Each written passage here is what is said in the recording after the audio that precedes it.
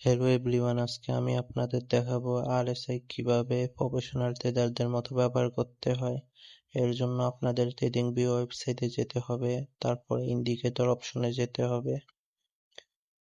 Indicator অপশনে গিয়ে search করতে হবে আরএসআই লিখে, তারপর উপরেই দেখবেন আরএসআই চলে আসবে, ওইটাতে চাপ দিতে হবে, চাপ দিয়ে চার্টে অ্যাড করতে হবে।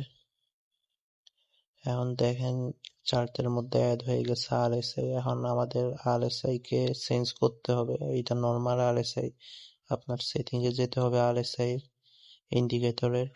এখানে গিয়ে স্টাইলের মধ্যে আরএসআই বেসড এমএ এইটা অফ করে দিবেন। আরএসআই আপার ব্যান্ড এইটা অফ করে দিবেন এবং আরএসআই লোয়ার ব্যান্ড এইটাও অফ করে দিবেন। তারপর আরএসআই মিডল ব্যান্ড, এইটার মধ্যে আপনি আপনার মন মতো কালার কাস্টমাইজ করে নেবেন।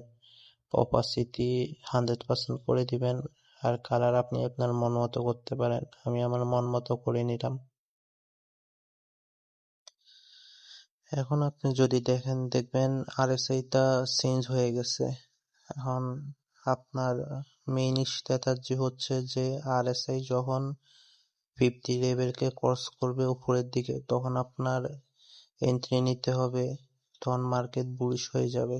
দেখেন এখানে আরএসআই ক্রস করেছে 50 লেভেলকে, আর দেখেন মার্কেট এখান থেকে বুলিশ হয়ে গিয়েছে, উপরে চলে গেছে।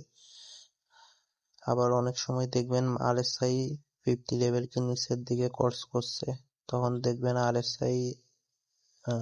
তখন দেখবেন মার্কেট নিচে চলে গেছে, বেয়ারিশ হয়ে গেছে। যেমন দেখেন এখানে আরএসআই নিচের দিকে ক্রস করছে, আর দেখেন মার্কেট বেয়ারিশ হয়ে গেছে। আপনি এখানে এন্ট্রি নিতে পারেন। এরকম অনেক এক্সাম্পল আপনি দেখতে পারবেন, এক্সাম্পলের অভাব নেই। এটা অনেক প্রফেশনাল ট্রেডাররাই ব্যবহার করে থাকে আরএসআই এইভাবে।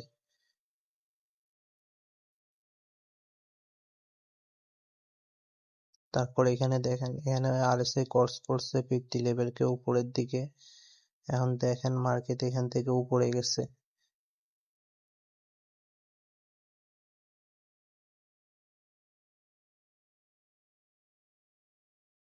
এইটা আপনি স্ক্যাল্পিং এর জন্য ব্যবহার করতে পারেন। 15 মিনিট টাইম ফ্রেম বা 5 মিনিট টাইম ফ্রেম, সব টাইম ফ্রেমে এই কাজ করে। জায়গায় দেখেন এই জায়গায়ও মার্কেট 50 লেভেলকে ক্রস করছে, এখন মার্কেট হয়ে গেছে বুলিশ। আর এটা হচ্ছে বিটকয়েনের চার্ট। আপনি যে কোনো চার্টে ব্যবহার করতে পারেন, স্টক ফরেক্স সব জায়গাতেই কাজ করে। এখানে দেখেন এখানে আরএসআই ক্রস করছে নিচের দিকে, এখন দেখেন এখানে মার্কেটের দাম নিচে চলে গেছে, মার্কেট বেয়ারিশ, দাম কমে গেছে।